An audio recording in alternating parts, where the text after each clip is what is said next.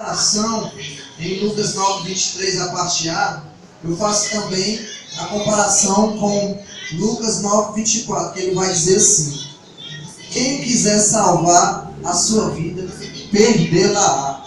Né? Então eu vi que o Espírito Santo ele me levou a fazer essa comparação da própria palavra.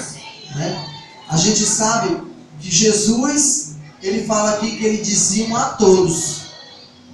Jesus, ele quer falar com quem? Com todos. Quer falar com todos nós. Quer falar com toda a humanidade. Né? E a gente sabe que nosso Deus é um Deus o quê? Que nos ama. O nosso Deus é um Deus que se preocupa com cada um de nós. Né? Se hoje estamos aqui, é porque um dia Deus usou de alguém para ministrar a palavra, para que nós fôssemos tocados por ela. Né? Quantos de nós não estávamos afastados dos caminhos do Senhor?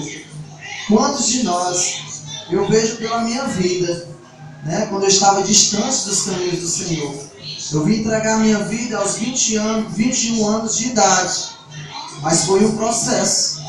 Meu pai me carregava à igreja quando eu era pequeno, e eu era criança de colo. Ele me levava, eu dormia aos bancos da igreja enquanto ele ouvia a palavra. Mas eu sei que tudo aquilo ali, todo aquele processo foi um trabalhar de Deus. Né? Quantas pessoas não estiveram presas à droga, à bebedice, à prostituição, mas Deus usou de alguém. Deus teve misericórdia das nossas vidas, para que um dia nós fomos tocados pela palavra. Né? E é a palavra quem vai fazer o quê? Quem vai nos limpar, quem vai nos moldar. Por isso, se você tem a sua Bíblia, ame a ela. Busque conhecer as Escrituras. Nós sabemos que a Bíblia é um dos livros mais vendidos do mundo, mas é um dos poucos livros a ser lido. O Salmo 119, versículo 105, a palavra do Senhor diz: lâmpada para os meus pés é a tua palavra, Senhor, e luz para os meus caminhos. Então é a palavra. Você que tem a sua Bíblia aí, ela é o maior tesouro que você tem nas suas mãos. Valorize a Bíblia, leia a Bíblia, busque conhecer a Deus através da sua palavra. Né? Para que a Bíblia não venha a ser só um livro aberto no estante, no Salmo 91, mas que ela venha a ser um livro de manuseio. Porque a Bíblia é o quê? É um manual para a vida do ser humano. Por isso que a palavra do Senhor diz: diziam a todos, se alguém quer vir após mim. Ou seja, o próprio Jesus, ele tem o quê? O seu método. Jesus, ele tem o seu método. Né? Tem até um cântico na harpa, se não falar a memória, no hino 18, que ele diz que em meios de salvar-se inventa. Não é isso o hino 18? Alguém conhece aí a harpa do hino 18? Né? Que ele diz: em meio de salvar-se inventa. Ou seja, o homem quer criar a sua própria maneira de se salvar. Mas só que Jesus, ele fala: se alguém quer vir após mim. Ou seja, Jesus tem o seu método. Jesus tem a sua trajetória de como trazer a salvação para a vida do ser humano. Né? Jesus, ele anda na contramão do sistema. Jesus, ele fazia o quê? A vontade do Pai, a vontade de Deus. E se nós queremos ter esse crescimento e essa maturidade, a gente tem que ter esse relacionamento. O relacionamento da pessoa de Deus com a sua pessoa. Vou fazer uma pergunta aqui hoje. Quantos oraram hoje? Quantos dedicaram tempo para falar com Deus? Quantos dedicaram tempo para ler as Escrituras? Se você está lendo a Bíblia, se você está orando, você está no caminho certo. Esse é o método que Deus, ele quer para as nossas vidas. É a direção para o crescimento, para a maturidade. Porque como um crente quer crescer, O crente ele não pode viver de profecias. Irmão, ora aqui em mim, passa aqui a unção. Não é mais ou menos assim. Deus ele quer que você busque. A palavra de Deus diz o quê? 2 Crônicas, capítulo 7, versículo 14. A palavra de Deus diz: se o meu povo que se chama pelo meu nome se humilhar e orar e buscar a minha face e se converter dos seus maus caminhos, eu perdoarei o seu pecado, sararei a sua terra. É mais ou menos assim que a palavra de Deus fala. Então, a gente vê que é necessário esse relacionamento com a pessoa de Deus. Nós sabemos que Jesus, ele ensinou os seus discípulos. Jesus ele passou em torno de 3 anos a 3 anos e meio ensinando.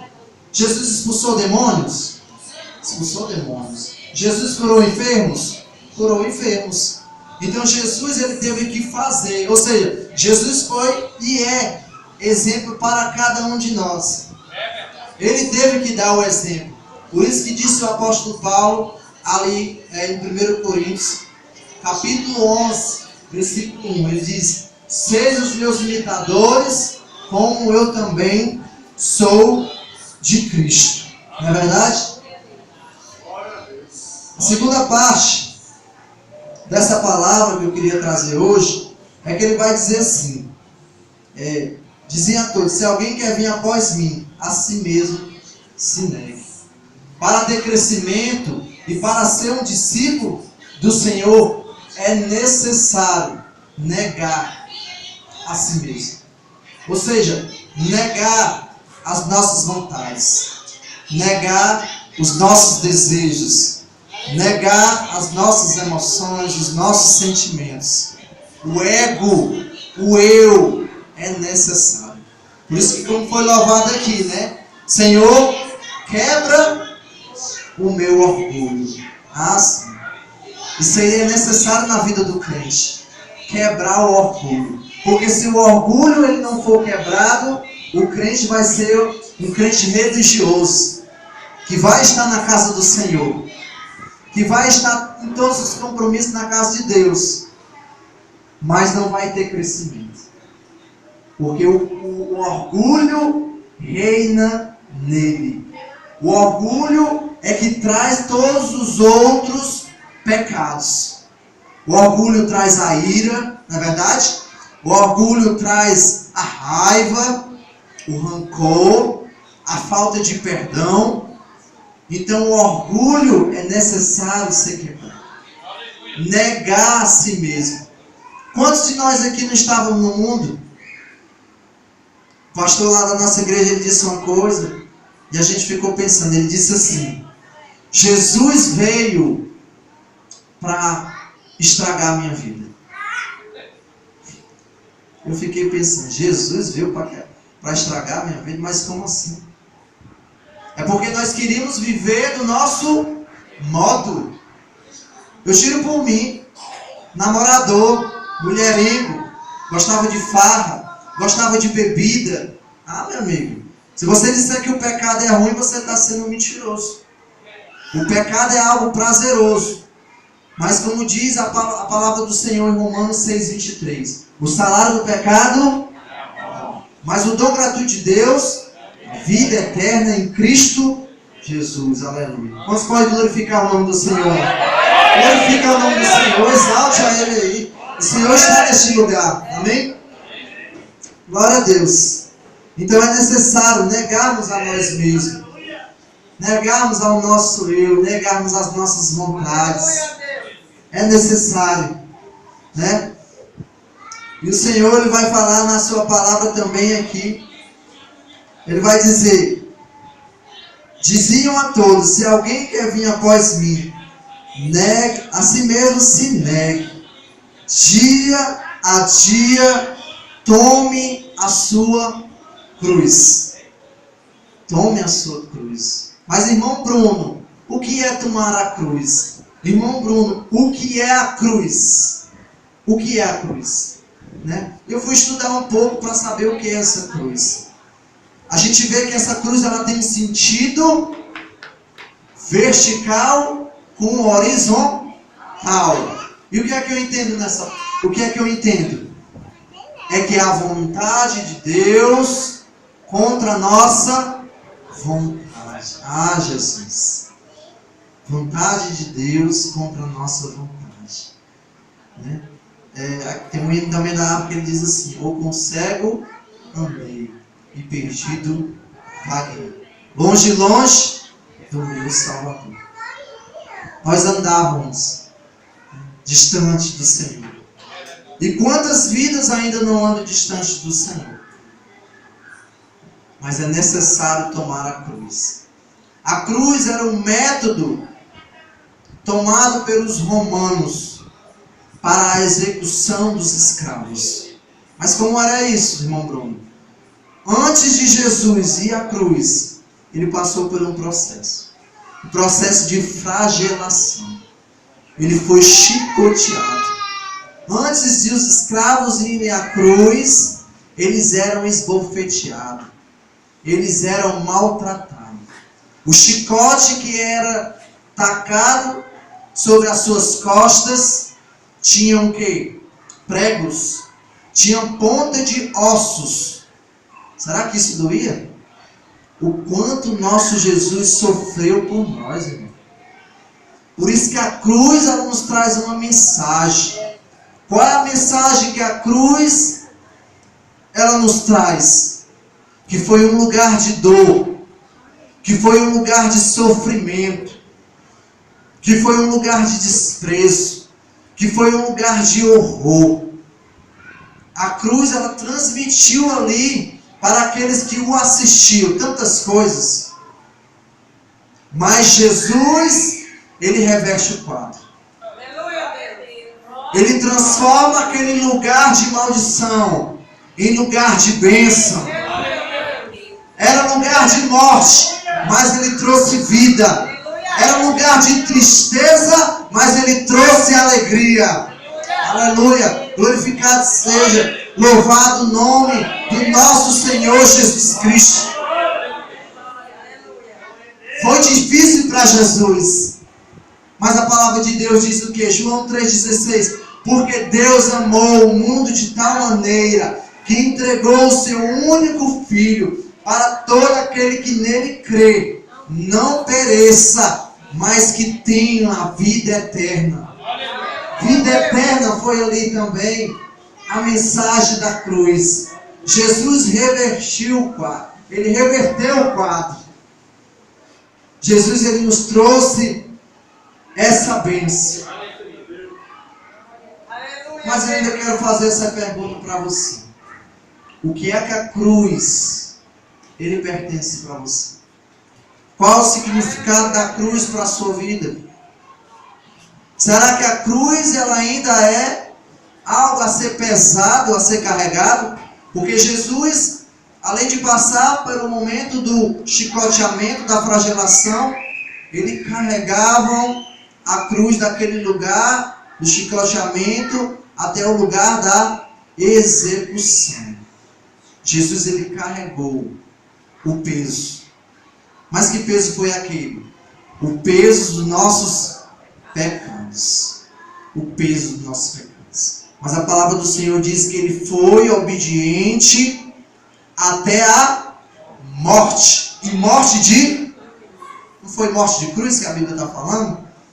Mas é necessário, irmão Bruno, hoje em dia eu ainda pegar essa cruz e sair carregando ela, como daqui até mais ou menos a região de Canindé ou das demais regiões. Não é mais necessário o carregamento dessa cruz, porque o nosso Jesus, ele já carregou. Mas quantas pessoas não têm essa cruz? Carrega essa cruz, um símbolo. Mas o que realmente essa cruz ela tem como significado para essas vidas? Qual é o significado? E hoje o cristão, o crente, qual é a forma que o crente carrega essa cruz? É quando alguém, irmãos, nos calunia. É quando alguém olha para a gente e diz que nós não somos nada. É quando nós somos desprezados dentro da nossa própria casa. Pelo um pai, pela uma mãe, pelo um parente. Mas é a cruz que precisa ser carregada. A morte do nosso eu. A morte do nosso ego. A morte do nosso orgulho. Se existe alguém aqui hoje que ainda carrega esse orgulho, que ainda carrega esse ego de si mesmo, ele precisa ser lançado sobre a cruz. Jesus, ele não é só Salvador, ele também é Senhor. Ele precisa ser Senhor da minha vida e também da sua vida. Porque se ele não for Senhor, irmão, não adianta ele ser só Salvador da sua vida. É necessário ele ser Senhor. Ah, irmãos, eu conto como um testemunho que quando eu entro no meu quarto para me orar ao Senhor, eu fico dizendo: Senhor, o quanto tempo eu perdi.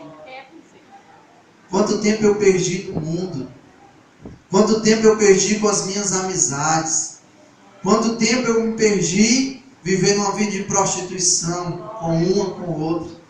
Mas quando eu entro no meu quarto para falar com o meu Deus, sabe? É muito tremendo quando você ora a Deus.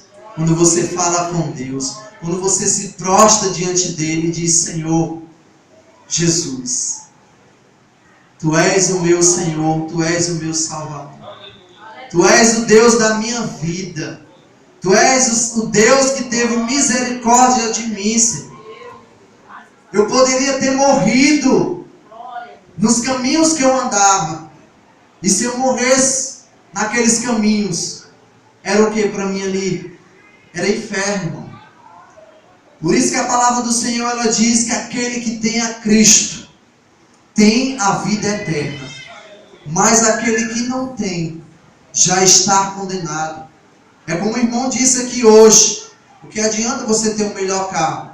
O que adianta você ter a melhor casa, se você não tiver ao Senhor Jesus? Se você puder olhar aqui também no livro de Lucas, no capítulo 9, versículo 25, ele vai dizer: o que aproveita o homem ganhar o mundo inteiro, se vier a perder-se, ou a causar dano a si mesmo? O que adianta ter riquezas? O que adianta ter uma boa conta no banco, um poder aquisitivo, mas se não tiver a Cristo, irmão, de nada vale. É necessário nós termos a Cristo. Aquele que tem a Cristo, ele tem a facilidade para perdoar. Ele tem a facilidade para até dar uma paz do Senhor quando chega na casa do Senhor.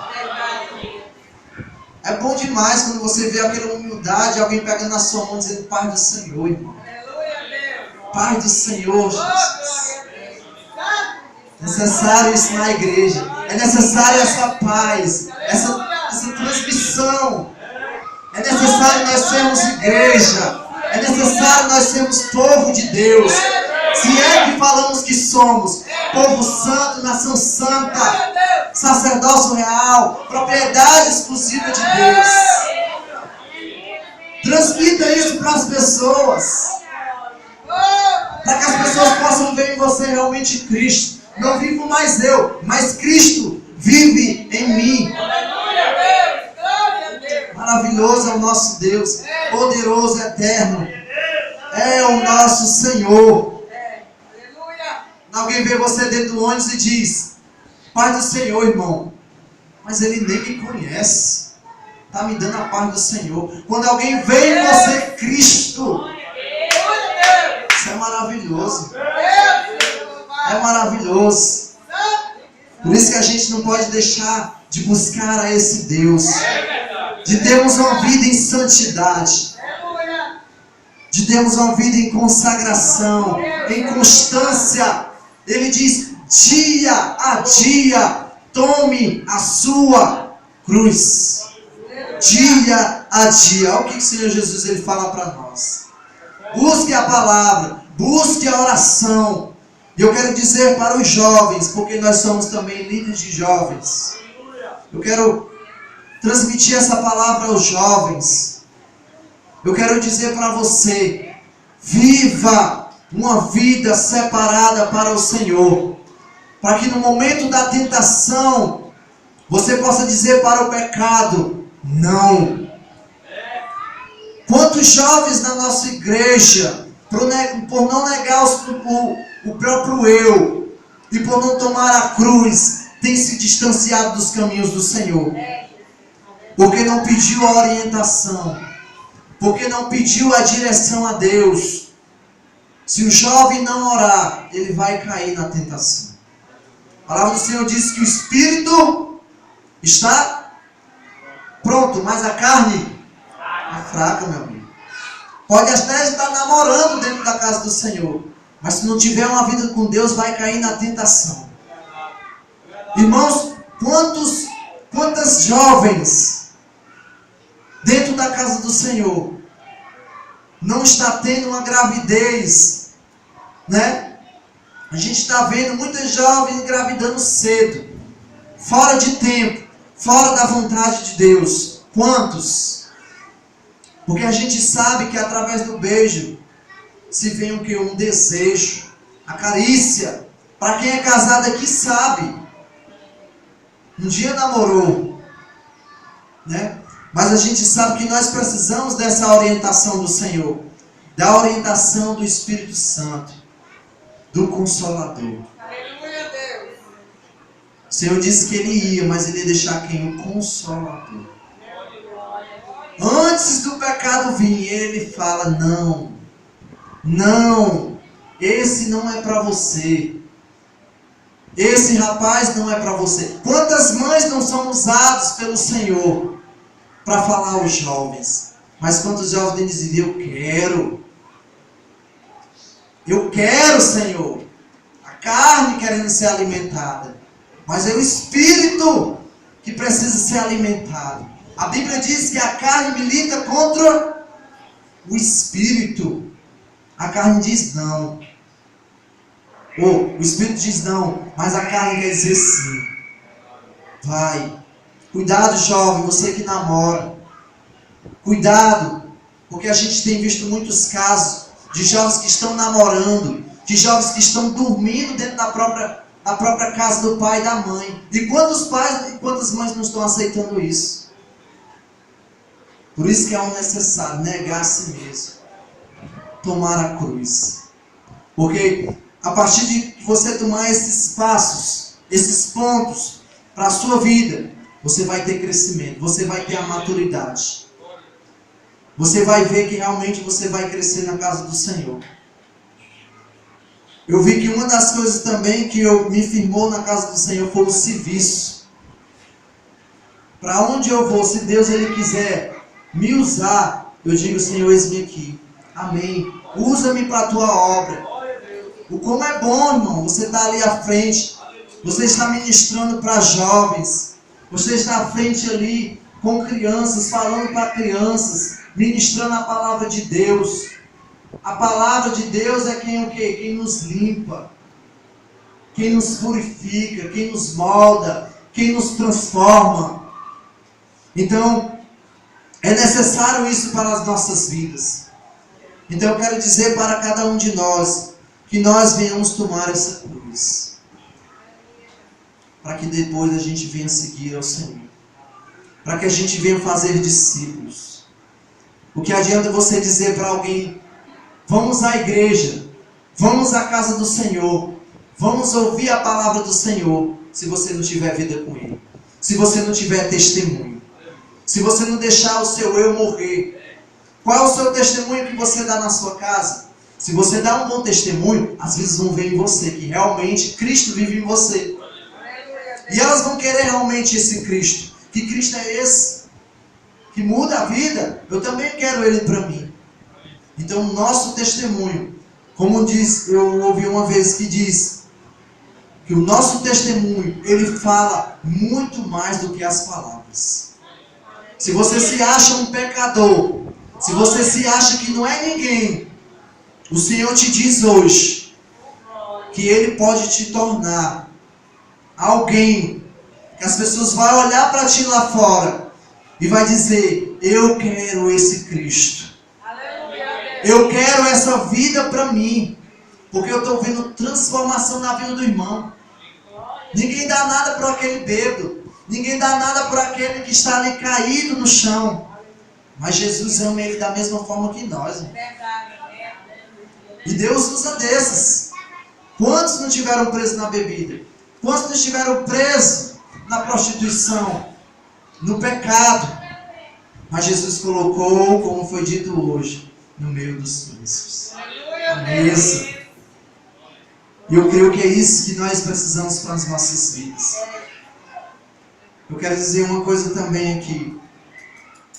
Que é como disse o André Valadão, o pastor André Valadão, ele disse algo assim: Deus nos ama como nós somos, mas não deixa como nós estamos. Ele ama sim o pecador, mas ele transforma. Então essa pequena palavra que eu queria trazer hoje, e já aqui falando mais uma vez, se você quer ser um discípulo do Senhor, é necessário, eu vou até repetir aqui, vamos acompanhar o texto de Lucas 9, 23 e 24, ele vai dizer: diziam a todos, quem é que falava? Jesus: se alguém quer vir após mim, a si mesmo se negue, dia a dia, tome a sua cruz e siga. Amém? Podemos ficar de pé?